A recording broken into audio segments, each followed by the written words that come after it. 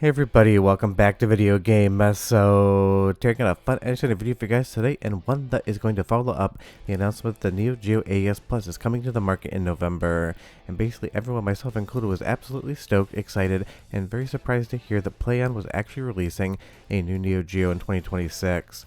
But there were a lot of questions off the initial video, and I have some more information for you guys today on compatibility with different consoles and games, as well as how they're actually making some of the hardware underneath the AES Plus shell. So definitely going to be getting into some technical specifications, and we're going to be making a few quote-unquote presumptions that are pretty much locked at this point in time. But honestly, knowing that the Neo Geo is coming back is absolutely spectacular, and it really does seem like this thing is positioned to be an amazing console in 2026. Before we get too far involved though, do me a huge favor down below, hit like and subscribe and ring that notification bell, definitely helps us out. And if you feel so inclined and want to support the channel, I got a Patreon link down below as well. But I had a lot of questions on this actual release notification once I did the original video, so we're going to be going over some of your top questions. Some of them are listed on the Plaion website, and you guys just missed them, which is totally fine, I get it. News moves fast and other things about how the silicon is actually being made within inside of the Neo Geo AES Plus. We're going to be getting more technical on those as well. But I already have an order in, so we're going to be talking about this and comparing it the minute I have it available.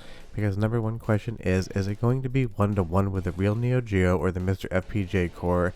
And of course that is something I'm going to be checking out, because if you know me and the channel, you know full well I like to compare all of these things together. But the first thing we're going to be talking about is exactly how they are making this thing, because people maybe weren't super familiar with the idea of what an ASIC was or what discrete silicon is versus software emulation or FPGA code. You'll see there the console is powered by legacy ASIC chips re-engineered by modern standards. Now, an ASIC is an application-specific integrated circuit. Basically, if you open up any piece of hardware that you make today and you see a chip inside of it that's not an FPGA chip, that would be considered an ASIC so long as it really isn't a CPU, which could even fall under that umbrella term. But the language definitely got confusing for some people, and I totally understand that because not many people are dealing in this stuff. But they say it is not an FPGA approximation, and that's actually an interesting way to say it, and we're definitely going to get into exactly what it most likely is, like 98% confirmed at this point in time in just a moment. But to give you an idea, this is all the silicon that makes up a Neo Geo. Now this is an MVS 0-slot board, a single JAMA PCB for King of Fighters 2003 that was made late in the life cycle of Neo Geo hardware. But an AES and the MVS has identical hardware on it. And don't forget that these chips actually underwent revisions as the AES and MVS were in development, combining certain functions into larger chips. Now, even if SNK had the designs for these sitting at their office right now, there is no fabricator or foundry in the world that makes silicon that's going to be able to reproduce these one-to-one based upon those old designs, because the fabricating process is no longer available. The nanometer structure they would have made these things on, absolutely obsolete at this point in time. But you do need to lay all of these chips up in silicon in a modern environment in 2026 to release something like an AES Plus. Now, as far as how they're going to do this, I do have some information, but not exactly on every single chip. But if you do want to have a new Motorola 68000, they are still manufactured, so if they actually want to put a full Motorola 68000 on board, you can get those parts. But don't forget, there are not one, not two, but three different 68K implementations on the MiSTer FPGA side of things. The Zilog Z80 also manufactured as the Zilog EZ80, so at least on the CPU side of things, you can still buy these parts. But again, on MiSTer FPGA, we have multiple implementations of the Zilog Z80 as well, or Z80 for my friends in Europe who always say it's Z, not Z. Now we have confirmation, at least from the actual people involved, that two members of the MiSTer FPGA community that have worked on decapping chips and cores for MiSTer are working with Plaion on this. Now, what I've said before in the past is a good FPGA implementation can then be reverse engineered and put back onto silicon and function as an actual chip that you could produce. So when Plaion says they're not using FPGA, that is correct, but you could be using FPGA code applied back to an actual ASIC, and you would have a chip that wasn't programmable, wasn't FPGA, but was still involving all the same research and developments that we've seen on the MiSTer FPGA side of things. And honestly, that would be fine, because the MiSTer FPGA Neo Geo core is absolute perfection. No notes, you can absolutely play it all day long and get an amazing experience out of it. And that's what I meant when I talked about in the original video, that these designs for new ASICs have to come from somewhere, and I can't imagine Plaion is going to sit down and reverse engineer all the silicon on an AES, including the 68,000 as well as the Xilinx Z80, if that work has already been 100% done by different members of the FPGA and research community. So take that as you will, is how it's actually going to run when it comes out. Now moving over to the game side of things, I also got a lot of questions on games and compatibility, and you guys definitely missed some information on the website as well, but I would say I got two very distinct questions. We're going to go over the first one. That is whether or not the AES Plus new release games are going to work on AES, and whether your original AES games, if you so own them like I do, are going to work on the Neo Geo AES Plus. Because if this thing is going to be one-to-one accurate with original hardware, then you would expect to be able to put an old AES game into the AES Plus and just play it like you would anything else. Now, I will fully say, and this is not a knock against it because of course it's not out, I would definitely be testing some of the reverse compatibility with my cheapest AES cart before I put something like Gero, Mark of the Wolves, or Master Melee, or Pulsar into my actual machine, because I just want to make sure that it's doing everything it's supposed to do with a game that's like $60 if I want to replace it. And if you're like me and you have a decent AES collection, it would be fun to be able to play it on a modern platform. So I will tell you right now, it is absolutely listed on the website that AES games are forward compatible with the AES Plus, and AES Plus games are going to work on your Neo Geo AES as well. You'll see here game cartridge compatibility with Neo Geo AES Plus and Neo Geo AES video game systems. That means that it is compatible in reverse, so you definitely expect to be able to bring it forward, which they have stated is true.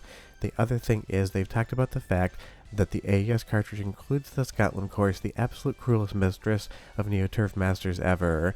And if you want the Japanese version, if you go on Amazon Japan, you can pre-order it with Japanese art and the Japanese title. And that's something that people didn't realize when this was actually announced, but I've seen it happen. And just so you know, if they don't list any of the changes to games on the website, don't anticipate that those changes are absolutely happening, because I've been getting a lot of questions on some of the other release games as to what version it's going to be, and whether or not some of them have actually had changes made to them. And the reality is, pay attention to what Plaion says on the website. If they don't list a change or an enhancement or an improvement, don't expect to actually see that be on the original cartridge when it arrives to you, as far as the AES Plus version of the game is concerned. Because I've had so many questions about whether Samurai Showdown 5 is going to be the censored or uncensored version of the game. But if you're not aware, SNK censored this basically a week before it released, and everybody was extremely unhappy with it, and the uncensored version does exist out there. Now, because Plaion said that something like Neo Turf Masters has the Scotland course in it, if this was uncensored, I feel like they would have said the exact same thing. So if you're buying this game because you want the uncensored version, do not be upset if you find out that's what's not on the cartridge when you receive it. It's one of those things. I feel like Plaion is telling you exactly what they are doing in plain text, so people make assumptions based upon what they would like it to do versus what it actually may do. So just keep that in mind so there isn't that disappointment in the future, because I totally get it. The hype train starts running on all of these announcements, and when the hype train actually pulls into the station, sometimes people realize that it didn't arrive at the destination they were hoping. So I just don't want anyone to be disappointed if Samurai Showdown 5 is going to be the censored version of the game. Now, as far as flashcards and MVS to AES converters are concerned, I am getting a lot of comments that people are running out and buying these things right now. Is it possible that something like the Neo SD is going to be compatible with the AES Plus? Yes, it is possible. Has it been stated to be compatible? No, it is not. So don't go out and buy a $600 item and then be disappointed when it doesn't work day one, week one, or maybe never. And as far as whether or not this is using the Universe BIOS, it has not been stated to be using it. I would hope it does, but we just really don't have that information yet. So going and making purchasing decisions based upon your assumptions, not a great thing to do, at least in my opinion. Now, on the same side of things, people talk about MVS to AES cartridge adapters to be able to play MVS games, original ones, on the AES Plus.